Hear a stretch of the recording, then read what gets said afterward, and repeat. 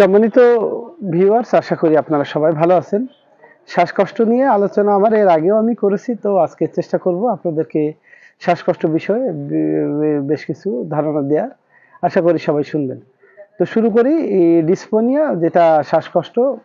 ডিসপোনিয়া বা শ্বাসকষ্ট হলো শ্বাস প্রশ্বাসের সমস্যা যা শ্বাস নিতে কঠিনতা এবং অস্বস্তির সৃষ্টি করে। এটি একটি সাধারণ লক্ষণ যা শ্বাসকষ্ট বা শ্বাসরোধের অনুভূতি সৃষ্টি করতে করে। এটি সাধারণত শারীরিক বা মানসিক সমস্যা, যেমন হার্টের রোগ, ফুসফুসের রোগ, অ্যালার্জি, উদ্বেগ বা শারীরিক অসুস্থতা থেকে এই সমস্যা হতে পারে।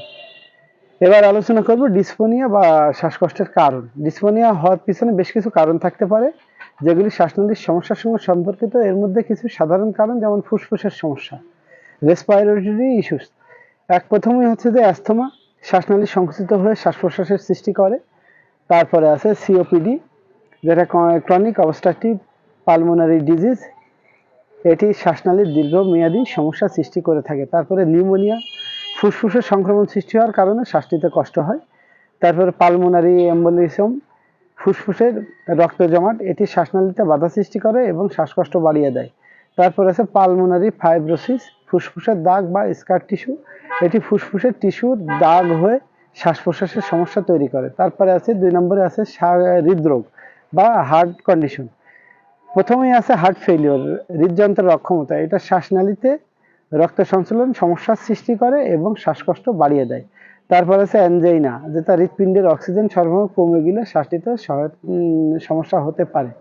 3 নম্বরে আছে অ্যালার্জি, বাতাসে দূষণ বা অ্যালার্জি, যেমন ধুলো, পরাগরেণু শ্বাসনালীর প্রদাহ সৃষ্টি করে এবং শ্বাসকষ্টের সমস্যা তৈরি করতে পারে। তারপর আছে 4 নম্বর অতিরিক্ত শারীরিক পরিশ্রম। দীর্ঘ সময় অতিরিক্ত শারীরিক পরিশ্রমের কারণে অনেক সময় শ্বাসকষ্ট দেখা দিতে পারে। তারপর আছে মানসিক অবস্থা, উদ্বেগ, মানসিক চাপের কারণে শ্বাসকষ্ট হতে পারে, বিশেষত যখন মানুষ অত্যাধিক মানসিক প্রেসারে থাকে তখন এই সমস্যা দেখা দিতে পারে। তারপরে অ্যানিমিয়া, রক্তে হিমোগ্লোবিনের অভাব হলে, শরীরে পর্যাপ্ত অক্সিজেন না থাকলে এটি শ্বাসকষ্ট অনুভূতি সৃষ্টি করতে পারে, যা অন্যতম কারণ হিসেবে বিবেচিত। তারপরে কিডনি রোগ, কিডনি অক্ষম হলে শরীরে অতিরিক্ত তরল জমা হতে পারে, যা শ্বাসকষ্ট সৃষ্টি করতে পারে। তো এই ছিল মানে প্রাথমিকভাবে শ্বাসকষ্টের কারণগুলো।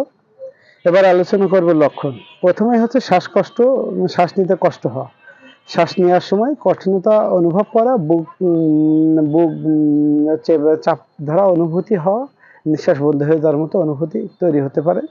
তারপরে শ্বাস তোলা বা নিঃশ্বাস ফেলা কঠিন হলো। সাধারণ কাজ বা পদক্ষেপ নেওয়ার সময় শ্বাসকষ্ট হয়। যে কোনো কাজ শুরু করার সময় দেখা যাচ্ছে যে প্রতি পদক্ষেপেই অনেক সময় মনে হয় যে নিঃশ্বাস বন্ধ হয়ে যাওয়ার মতো অনুভূতি বা শ্বাস বন্ধ হয়ে যাওয়ার মতো অনুভূতি থাকতে পারে। তারপরে হাত পা বা মুখ নীলাভ হয়ে যাওয়া। শ্বাসকষ্ট যখন শুরু হয় তখন শরীরে অক্সিজেনের অভাবের কারণে শ্বাস প্রশ্বাসের গতি বৃদ্ধি পায়, যার ফলে অনেক সময় মুখ নীল হয়ে যেতে পারে। তারপরে শরীরে ক্লান্তি ও দুর্বলতা, দীর্ঘ সময় শ্বাস নিতে সমস্যা হলে শরীর ক্লান্ত হয়ে যেতে পারে। তারপর অস্বস্তি বা উদ্বেগ, শ্বাসকষ্টের কারণে মানুষ শারীরিক বা মানসিকভাবে অস্থির অনুভব করতে পারে। তারপরে বুকে ব্যথা, হৃদরোগের কারণে শ্বাসকষ্টের সঙ্গে বুকের ব্যথাও হতে পারে। তো এইগুলো ছিল মোটামুটি শ্বাসকষ্টের লক্ষণ। এ পর্যায়ে আপনাদের সামনে আলোচনা করব চিকিৎসা নিয়ে।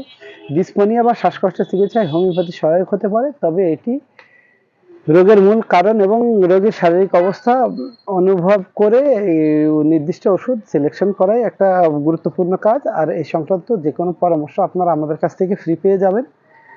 তো প্রথমে যে মেডিসিনটি নিয়ে আলোচনা করব সেটি হচ্ছে আর্সেনিক অ্যালবাম। যদি শ্বাসকষ্টের সাথে উদ্বেগ, দুর্বলতা এবং ক্লান্তি থাকে তবে আর্সেনিক অ্যালবাম খুব কার্যকরী হতে পারে। এটা শ্বাসযন্ত্রের প্রদাহ এবং টিস্যুর ক্ষতি সরাতে সহায়তা করে। তারপর আছে অ্যান্টিমটাট, যদি শ্বাসতন্ত্রে শ্লেষ্মা জমে থাকে এবং শ্বাসকষ্ট হবে তবে এই অ্যান্টিমটাট অত্যন্ত উপকারী, এটি শ্বাসনালী পরিষ্কার করতে অত্যন্ত সহায়তা করে। তারপরে ইপিকাক আছে, এটি শ্বাস-প্রশ্বাসে যদি শ্বাসকষ্টের সাথে বমি এবং শ্বাসে কষ্ট থাকে তবে ইপিকাক খুবই কার্যকরী হতে পারে, এটি শ্বাসনালী প্রদাহ কমাতে সহায়তা করে। তারপরে আছে ব্লাটা ওরিয়েন্টালিস, এটাও শ্বাসকষ্টের একটা অত্যন্ত কার্যকরী মেডিসিন। যখন হঠাৎ করে খুব দ্রুত শ্বাসকষ্ট শুরু হয় সেক্ষেত্রে আপনারা ব্লাটাটা ব্যবহার করে দেখতে পারেন, ভালো ফলাফল পাবেন।